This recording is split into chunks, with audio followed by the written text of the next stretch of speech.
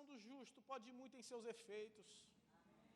Essa é a igreja que ela anda no Espírito Santo, porque quando nós oramos, o Espírito Santo fala ao nosso coração, e Ele nos conduz, Ele revela a sua vontade, Ele revela quais são os seus planos, revela quais são os seus propósitos para nós. Se nós quisermos fazer a diferença, nós precisamos ser uma igreja que ora, uma igreja que clama, uma igreja que intercede, uma igreja que chora, que derrama lágrimas pelos necessitados. Jesus, quando esteve no seu momento mais decisivo, quando ele esteve no Getsêmani, ele separou um tempo para orar. E a palavra de Deus diz que, enquanto ele orava, saiu sangue dos seus poros, tamanha foi a agonia. Jesus muitas vezes se separava dos discípulos, ia para um monte, ia para um lugar separado, para orar, para buscar a presença do Pai, porque ele, como homem, como 100% homem, e 100% Deus, ainda assim ele precisava, naquele corpo carnal, corruptível, ele precisava orar, buscar a presença do Pai. Nós, que somos semelhantes a Jesus, que somos fracos, que somos falhos, nós precisamos orar muito mais. O Senhor nos deixou o Espírito Santo para nos conduzir, para falar conosco. E Ele é quem coloca na nossa boca, nos nossos lábios, a sua palavra, que coloca no nosso coração os motivos de oração, os motivos que nós precisamos colocar diante da presença de Deus. Então nós precisamos ser essa igreja que ora. Em segundo lugar, se nós quisermos ser uma igreja que anda no Espírito, nós precisamos servir. Nós precisamos ser uma igreja que serve. Quando Paulo chega a Ptolemaida, ele logo em seguida parte para Cesareia, cerca de 50 quilômetros dessa cidade. E ele entra na casa de um homem chamado Filipe, que você conhece muito bem, que pregou para o eunuco. Filipe, o evangelista, que era um dos 7. Ou seja, Filipe, que fazia parte daqueles 7 homens que foram levantados para suprir a igreja em sua necessidade, daqueles 7 diáconos, que foram levantados para servir, que foram levantados para serem servos, para serem servidores da igreja, para servir, para serem mediadores. Nós hoje estamos procurando homens que façam a diferença. Nós hoje, muitas vezes, estamos procurando homens que tenham uma grande eloquência, que falem muito bem, homens que sejam verdadeiros príncipes. Mas Deus está procurando homens que sejam capazes de entregar um copo d'água para aquele que está sedento. Deus está procurando homens que são capazes de sofrer, muitas vezes, o dano, a dor, para servir aquele que está mais próximo. Deus está procurando servidores dentro da igreja. Deus está procurando servos do seu irmão. A Bíblia diz que que João Batista foi o maior, mas se tiver alguém que seja menor do que João Batista, vai ser o maior. Ou seja, João Batista que servia, João Batista que vivia uma vida humilde, João Batista que vivia no deserto, comendo gafanhoto e mel silvestre. O Senhor Jesus falou que ele era um dos maiores, o maior. Se nós quisermos ser homens que fazem a diferença, mulheres, uma igreja que anda direcionada, guiada pelo Espírito Santo, nós precisamos servir o nosso próximo. Nós precisamos servir a igreja. Nós precisamos servir alguém. Porque hoje, e isso é natural, o desejo do homem carnal, o desejo do homem natural é ser servido. O desejo do homem natural é chegar e todas as coisas estarem prontas para ele. O desejo do homem carnal é passar por cima de todas essas coisas e não demonstrar amor, sentimento por aquele que está próximo. Às vezes nós passamos por pessoas invisíveis, pessoas que nos servem e que muitas vezes nós não reconhecemos e não enxergamos. Às vezes passamos pelo porteiro do nosso prédio e não vemos, passamos como se fosse uma coisa normal, mas está ali nos servindo. Às vezes passamos por pessoas que estão fazendo uma faxina, por exemplo, e nem sequer nós olhamos no rosto delas, porque elas estão servindo. Hoje, servir é sinal de fraqueza, é sinal de estar numa condição inferior, mas Deus não enxerga dessa forma. Deus enxerga aquele que serve acima daquele que está sendo servido. Deus enxerga essa lógica de uma maneira diferente, a pirâmide invertida. Para muitos servir é um demérito, para muitos servir lhe causa tristeza, lhe causa repúdio, lhe causa um sentimento de revolta. Mas no reino espiritual, aquele que serve está recebendo um galardão eterno. Aquele que serve, aquele que se humilha, ele está recebendo uma vitória, não carnal, não natural, mas uma vitória espiritual para a eternidade. E ele vai ser honrado diante de Deus, diante dos anjos, diante de todos aqueles santos que estão com o Senhor. Quando nós servimos o nosso próximo, quando nós servimos o nosso irmão, o Senhor se alegra conosco. O Senhor se alegra da sua criação. O Senhor se alegra porque isso não é natural, servir não é natural. Servir não é algo que possa partir de um ser humano no seu estado natural, mas ele é resultado de uma vida dedicada a amor, a compaixão. Muitas pessoas servem, mas com um desejo, com um sentimento errado, porque nós servimos porque somos lavados e remidos no sangue do Cordeiro, somos uma igreja que anda no Espírito, e essa é a motivação que nos faz servir. Nós não servimos para conseguir alguma bênção, nós não servimos para aliviarmos a nossa pena, nós não servimos o nosso próximo para que o Senhor amenize a sua ira por causa dos nossos pecados, não é para redimir os nossos pecados que nós servimos o nosso próximo, mas nós o servimos porque os nossos pecados já foram cravados na cruz do Calvário, porque hoje nós temos liberdade, nós somos livres, então nós servimos o nosso próximo, para mostrar que assim como nós o servimos, o Senhor Jesus serviu como sacrifício por toda a humanidade, por todo o mundo. O Senhor serviu foi o maior servidor de todos, foi o nosso Senhor Jesus, que entregou a sua vida por amor, que entregou a sua vida por compaixão à igreja. Primeira, a igreja que ora. Segunda, a igreja que serve. E terceira, a igreja que anda no Espírito. É uma igreja hospitaleira. Esse homem recebeu na sua casa aqueles viajantes. Recebeu na sua casa um missionário. Recebeu na sua casa um homem de Deus. E a Bíblia diz que ele tinha 4 filhas donzelas. E essas meninas donzelas, essas moças, não eram moças qualquer. Não eram moças que ficavam perdendo tempo assistindo séries no Netflix. Eram moças que profetizavam. Eram moças que tinham compromisso com Deus. Eram moças que tinham o seu prazer na lei do Senhor e meditavam nela de dia e de noite. Eram moças diferentes. É isso que o Senhor quer fazer conosco. O Senhor quer fazer com que nós sejamos pessoas reconhecidas por aquilo que Deus é em nós. Ou seja, essas moças, elas ficaram conhecidas por causa do dom, do chamado que elas tinham, por causa da profecia que era derramada sobre a vida delas. Deuteronômio, no capítulo 18, vai dizer que nós reconhecemos se um profeta é de Deus ou não.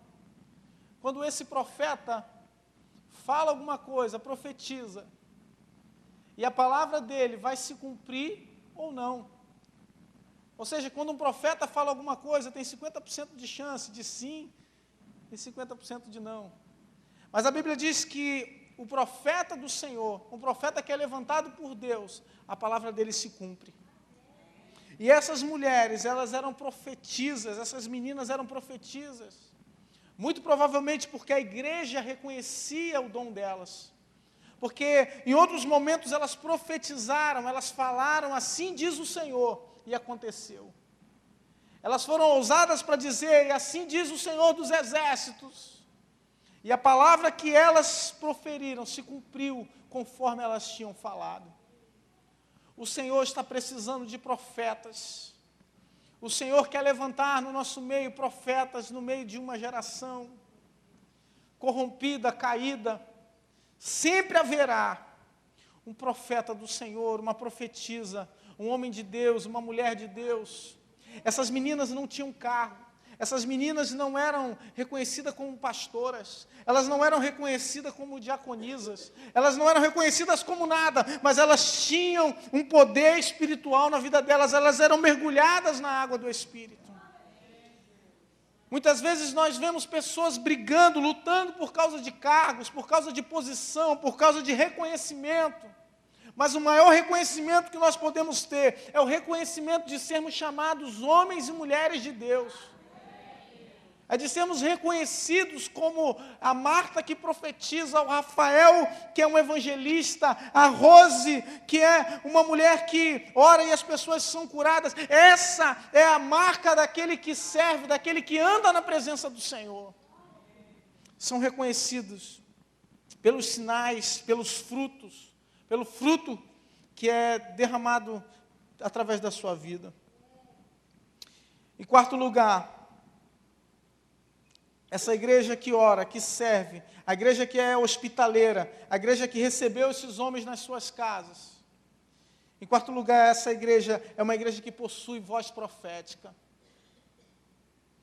É uma igreja que tem autoridade espiritual. Uma igreja que marcha porque reconhece a direção que o Espírito Santo está dando para ela. Uma igreja que fala na autoridade do Espírito. Uma igreja ousada, uma igreja corajosa. Uma igreja que é capaz de pegar, como esses homens fizeram, uma embarcação, passando por lutas, por dificuldades, por afrontas, para poderem pregar o Evangelho do Senhor. E serem profetas numa geração caída, numa geração corrupta, numa geração que adorava outros deuses. Eles se levantaram como voz no meio de um deserto. E ser voz no meio do deserto parece que às vezes nós não estamos sendo ouvidos. Parece que não estão dando crédito à nossa pregação. Parece que não estão reconhecendo que aquilo que estamos falando vem da parte do Senhor.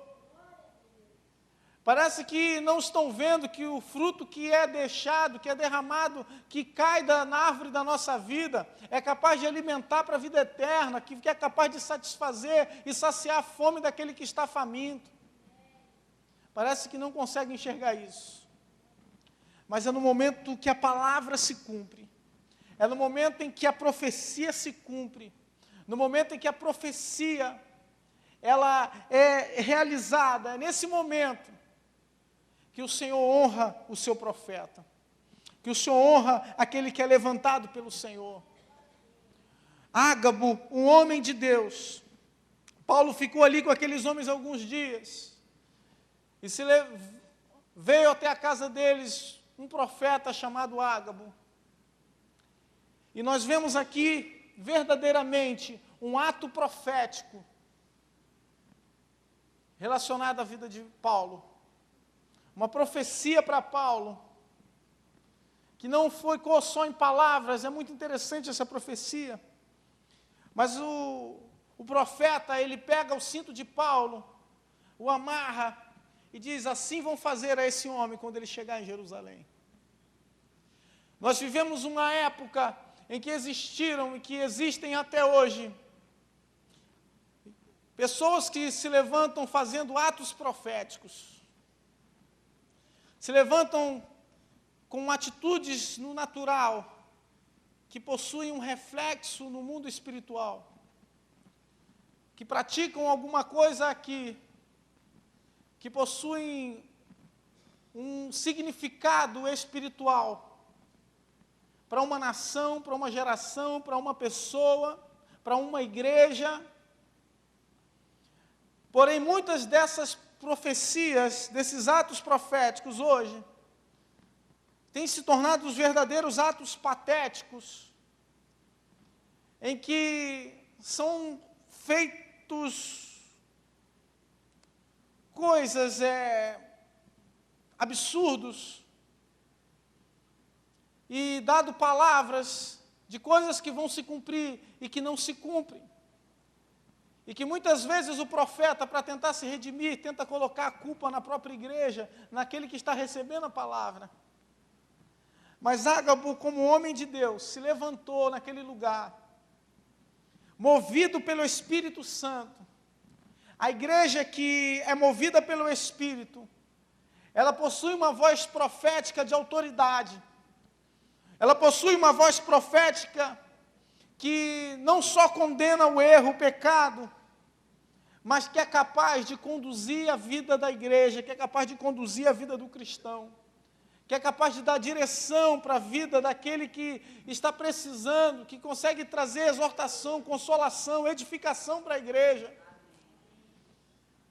Essa é a finalidade da voz profética, essa é a finalidade daqueles que se levantam como profetas na casa do Senhor.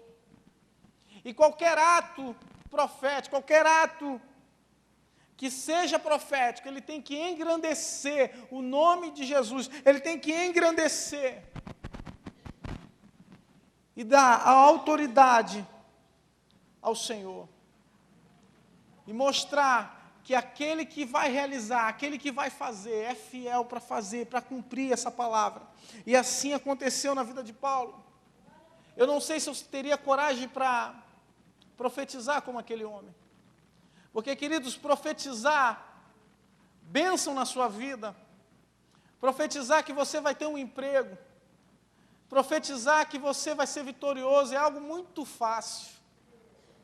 É muito confortável para mim profetizar que você vai ser curado, profetizar que você vai ser vitorioso. Agora, profetizar que você vai ser preso, não é para qualquer profeta. Profetizar que você vai chorar, que você vai sofrer, que você vai ter prova, não é para qualquer profeta. Porque para profetizar isso, você tem que ter certeza que é de Deus. Você tem que ter certeza que aquela mensagem ali é do Senhor.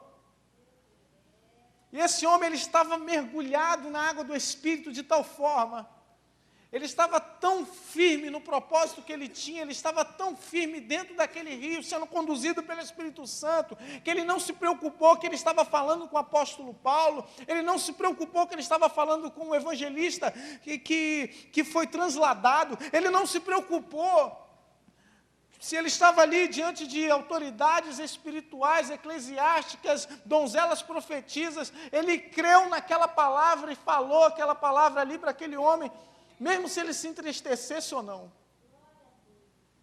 Hoje, muitas vezes, nós estamos preocupados em como as pessoas vão receber a mensagem da palavra, a mensagem da cruz, a mensagem da salvação. Estamos preocupados se a pessoa vai receber essa mensagem e se essa mensagem vai ser muito dura ou não.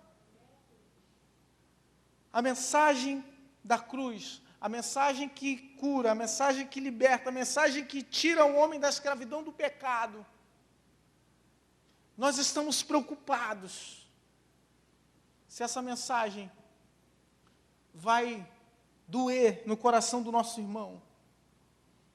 Que nós preguemos a palavra, independentemente se a pessoa que vai receber essa mensagem vai receber de bom grado ou não. A Bíblia diz que nós devemos pregar a tempo e fora de tempo. Esse homem não se preocupou se Paulo ia rejeitar aquela mensagem. Paulo poderia dizer: eu não recebo essa profecia, eu não digo amém para essa profecia. Mas se a profecia é de Deus, você pode dizer amém ou não amém, a profecia vai se cumprir. A palavra vai se cumprir. A igreja que anda, que conhece os sinais de uma igreja que é conduzida pelo Espírito, ela ora, ela serve, ela é hospitaleira, ela possui voz profética e, por último, ela sofre perseguições. Inevitavelmente, a igreja que é conduzida pelo Espírito Santo, em algum momento, vai sofrer lutas, batalhas, provas, perseguições, vão falar mal dela, vão se levantar contra ela, vão acusar, vão apontar dedo. A igreja que segue ao Senhor, ela é forjada, ela é fortalecida por causa das perseguições. Esses homens viram Jesus ressurreto, muitos deles viram Jesus realizar grandes milagres, viram Jesus fazer coisas que não era normal, não era natural serem feitas. Mas quando Jesus ressuscitou, foi assunto aos céus, eles ficaram com medo, ficaram temerosos, ficaram num lugar apenas. E o Espírito Santo começou a conduzir esses homens, falando em outras línguas, concedendo autoridade para curar enfermos, dando ousadia para que eles falassem dessa palavra para homens de autoridade, para que eles chegassem perante o sinédrio, perante qualquer autoridade que fosse, e pregassem essa palavra.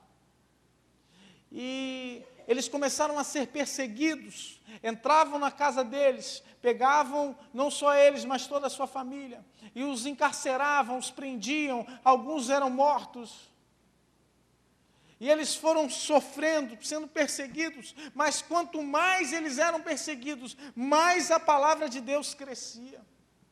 Quanto mais eles eram perseguidos, mais eram aqueles que iam sendo salvos e eram acrescentados ao grupo dos que serviam ao Senhor Jesus. Hoje, muitas vezes, parece que nós estamos vivendo um período muito cômodo, um período em que nós estamos buscando um entretenimento na casa de Deus, em que estamos buscando uma diversão para poder satisfazer os nossos anseios espirituais, mas que na realidade, no profundo, está satisfazendo somente os nossos desejos carnais. O nosso desejo de diversão, de conforto, de comodidade. Mas existem pessoas hoje, enquanto nós estamos aqui, que estão sofrendo perseguições. Existem irmãos nossos, irmãos que creem na mesma palavra que nós, no mesmo Evangelho, no mesmo Jesus, que se eles se levantarem falando desse Jesus, eles são mortos, eles são torturados. Por alguns anos eu tenho acompanhado a igreja perseguida, e na Coreia do Norte, a Coreia do Norte, aliás, já está há um bom tempo no primeiro lugar da lista dos mais perseguidos. E lá, fora a fome, fora toda a dificuldade de um país comunista, a igreja não tem liberdade, a igreja é escondida, muitos já foram mortos, muitos perseguidos. Nós vivemos numa terra abençoada, numa terra que tem suas lutas, tem suas dificuldades, tem, como a irmã orou, um país em que a política é corrupta. Mas o Senhor é capaz de sarar a nossa nação, é capaz de sarar a nossa terra. Ainda existe um grupo de pessoas aqui que não se curvaram diante de Baal. Ainda existe um grupo que se prostra diante da presença de um Deus que é vivo, de um Deus que é poderoso para fazer, de um Deus soberano que é Senhor de todas as coisas. Ainda existe essa igreja. Não é uma igreja perfeita, não é uma igreja... Essa igreja tem manchas, tem máculas. É uma igreja que está num processo, mas é a igreja que o Senhor conta. O Senhor conta com você. O Senhor conta comigo. Diga isso para o irmão que está do lado, se tiver algum irmão do seu lado, diga, essa igreja conta com você. O Senhor conta com você, perdão. Também, essa igreja também conta com você. Deus quer que nós sejamos uma igreja que anda no Espírito. Uma igreja que é conduzida pelo Espírito Santo. Vamos nos colocar de pé, vamos orar.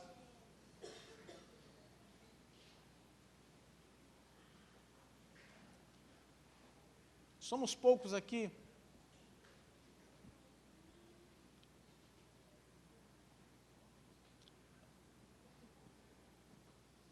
Ser conduzido pelo Espírito, queridos, parece ser fácil. Mas ser conduzido pelo Espírito, que significa que nós precisamos mortificar os nossos desejos. Significa que a minha vontade tem que morrer para que a vontade de Deus prevaleça na minha vida. Porque quando a minha vontade está de acordo com a vontade de Deus, é bom. O problema é quando a minha vontade, a minha carne, e isso acontece na maioria das vezes, ela quer fazer aquilo que é totalmente contrário à vontade de Deus. A igreja do Senhor, ela não é algo, um prédio, não é algo que não tem sentimento, mas a igreja do Senhor é constituída de pessoas. Ela é constituída de pessoas pecadoras, falhas, como eu e você. Pessoas que às vezes têm um discurso, mas que a prática é diferente.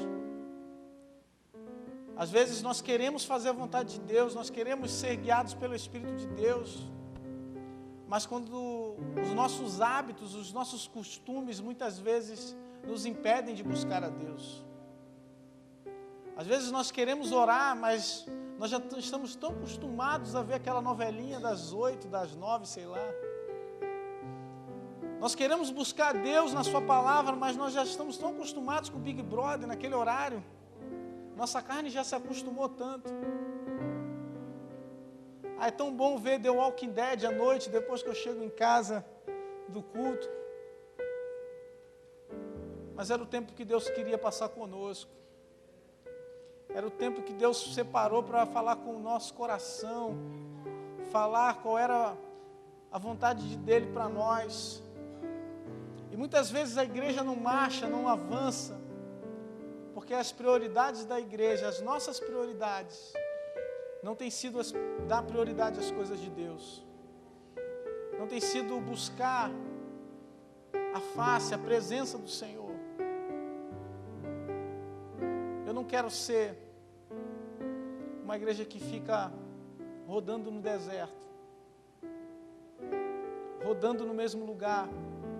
A Bíblia diz que o povo de Israel ficou 40 anos no deserto, porque Deus queria provar o que se passava no coração deles. Porque o Senhor tem um propósito conosco. E quando nós não buscamos a Deus, quando nós não ouvimos a voz de Deus, quando nós não mergulhamos no espiritual,